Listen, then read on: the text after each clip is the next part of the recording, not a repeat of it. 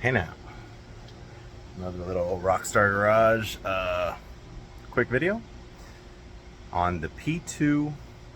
God, I am freaking filthy. But you know, it's a P2 Volvo. It's got some oil here and there. Anyway, this is a V70R, so P2 platform. 01 or 02, I think it's 01 through 07, I think. So anyway, alternator change. There are quite a few videos, but I was watching all these videos because I like to do my homework before I have to do a job. And because the OEM one is so expensive, I opted for a good used low mileage one. And the problem with my alternator was not that it was not charging. It was charging. It's charging just fine. It's giving me a beautiful, solid, beautiful 14 volts. The problem was the bearing.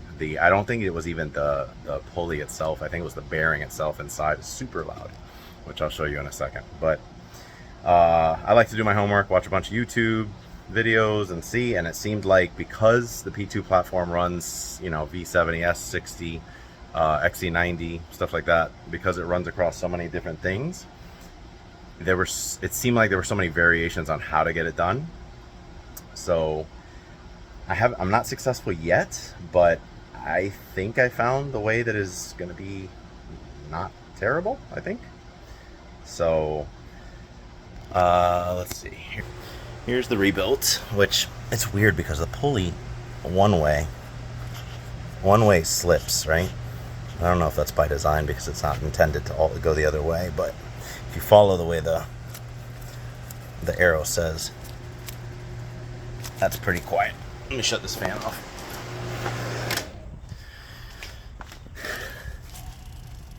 That's pretty quiet. And I kind of thought, oh, maybe there's a little noise there, but listen to this one.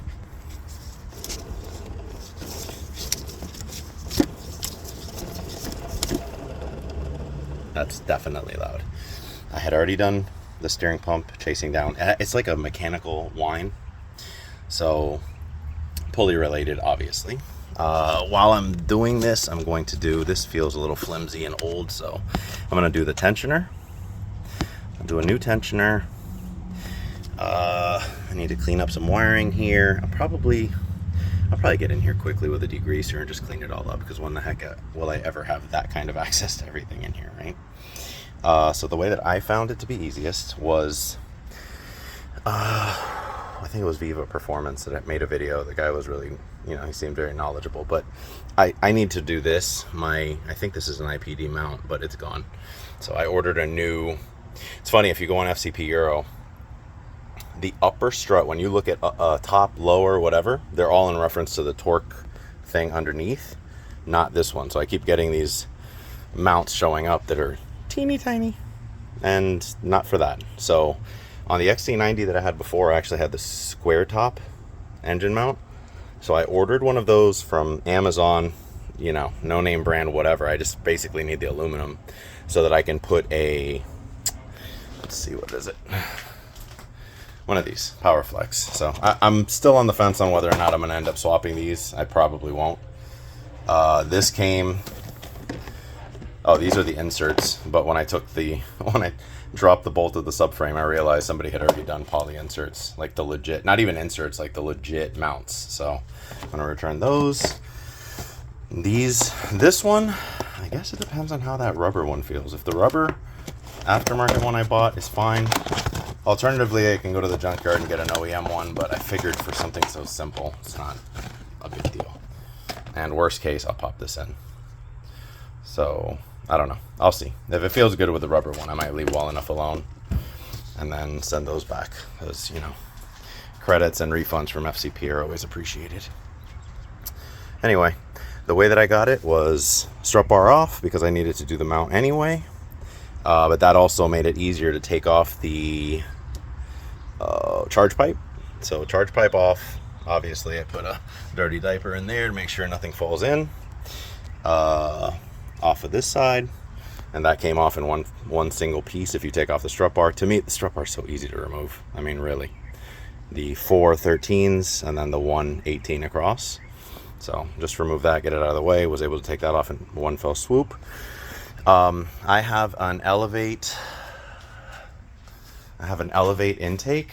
So obviously that takes up a lot of room. So I took that out, and that freed up this entire area, like made everything visible. I'm putting new loom on this. This is the fan wiring because it's gone basically. And two 10, I have 10s. They're supposed to be 8s, I think. There are two 10mm bolts and one power connection, and you pull the fan out, filthy fan. That gives you really nice access to the motor mount as well, and the AC compressor. And that freed all of this up. The daunting tasks that I saw was, I don't want to redo, I just did the steering pump. So literally, as you see, you can just lift it up and out of the way. To get the pump up here, I zip tied it up here. To get it up here, you need the coolant hose out of the way. And I was prepared for, drain the radiator or whatever. If you just lift it off, because this is the highest point, it stops. So it actually barely even dripped anything out.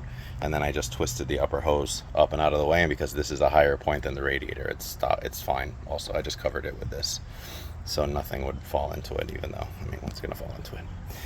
So with that said, I have easy access to the alternator. Oh, very important.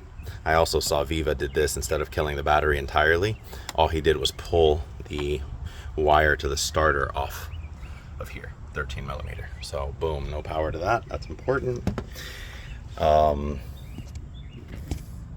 I hope I can retrace my steps. This is so scary. So electrical connector off, 13mm off. Now I need to get this side mount bolt. There's something in there, I think, somewhere. And then the two under the compressor are like, under the alternator are basically accessible with my electric ratchet. So I can get these two off. Easy peasy. Then you loosen the one on the compressor. You back it off a little bit just to be able to get the inner bracket off of the alternator so that it all slips out. So I'm going to do that. And I guess while I have that out, I'm going to see if the bolts to the tensioner are accessible, or if I really do need to pull off. I might have to pull off the passenger wheel and get in through there for the other bolt, but hopefully that'll do it. So I will continue once I have the alternator swapped. Okay, so this is how it has to come out. Look at the orientation. That's how it sneaks past. That's free. I just left it there so that I wouldn't remember which way to put it back in. What a filthy girl. You couldn't even tell. It's funny, you couldn't tell how filthy it was on the car, but oh, she dirty. Okay, so hopefully I won't have to do this again. But Erie? Everything Erie? No, Erie Volvo. Volvo is pretty cool. They charge you $75. I think it's $20 to ship, more or less. And lifetime guarantee on the alternator. So I guess they're pretty sure they'll always have a shelf full of them. So if the bearing's loud or any problem or whatever, they'll just send you another one. So it's kind of hard not to go that route. I think the OEM one is like, I don't know if both of your kids can't go to college, but at least one of them. So that's out. I'll probably button it back up and just, let me see, with the alternator out of the way, I'm definitely going to clean all up in there just because it makes me feel better inside my soul. But I'm going to see how accessible it is to get the tensioner. All right, just a quick comparison. Here's the new low mileage one.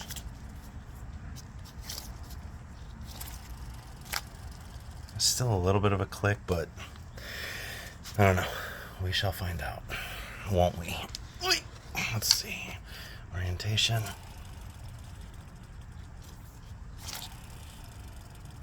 There's still some noise, but I don't know. Not compared to that one. That's loud.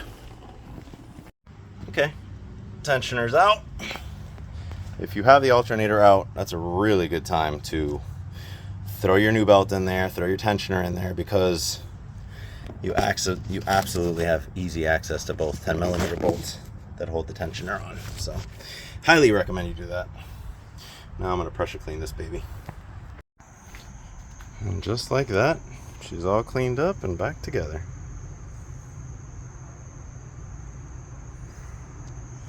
everything went back together very smoothly. A little challenging to get the belt back on. I put a new belt on, so had to route it completely, which was a little challenging.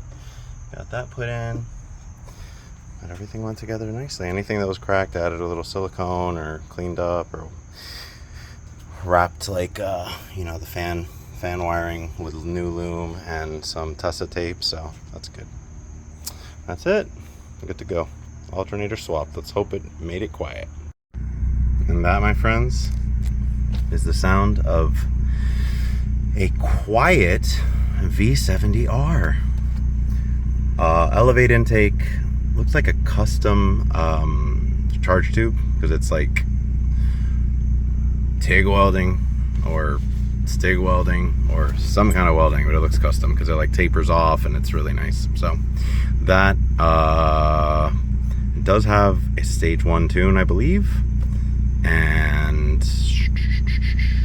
downpipe, and then it looks to me, I haven't measured it, but it looks like a 3-inch straight back to a Borla muffler. So sounds pretty good. But the reason for this is the conclusion of my video, which is bearing noise and pulley noises are gone. Tensioner's good, brand new tensioner, brand new belt, new used 50,000 mile alternator rather than my 152 mile alternator, and new rebuilt Bosch steering pump off of eBay.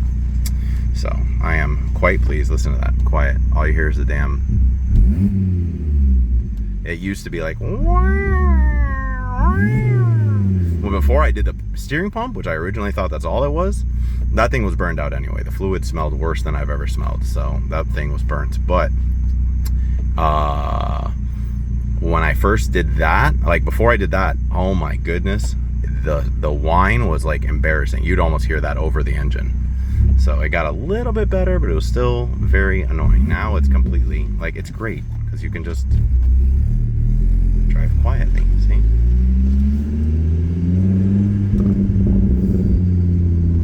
What an obnoxious car. I love it. Oh, so I suspect that my 4C is working. The rear seam's blown out. I suspect the 4C is working, but I don't know. It's very tired because it just doesn't rebound well. But it does change. When I do advanced, I can definitely tell that it's more harsh than comfort.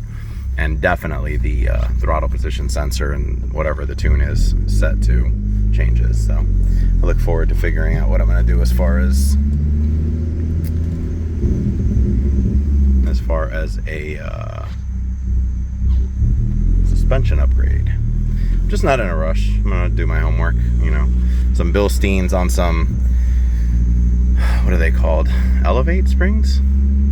I like the Elevates. They seem like they give it a nice drop. I'll go with whichever one gives it the lowest, most even drop. That's pretty much what I'm after. So I'm down with that.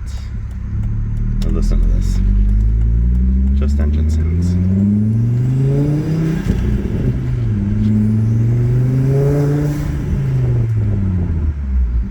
That's all, folks. I am pleased. Oh, and that upper strut motor mount, the yellow one I popped in, I ended up opting to put the yellow one in because there's no way. The aftermarket mount, I just needed the aluminum square shape, but the rubber itself, you already know it's not going to be as good as the Volvo stuff. So for 30 bucks, I already had the damn thing. I popped the yellow one in, and a lot of the weird vibrations and the shifting, like when you would shift, it would be like this weird like buckling. Almost, I mean, you could almost feel the engine like tilting back. So that's much better. Very happy. C-O-R.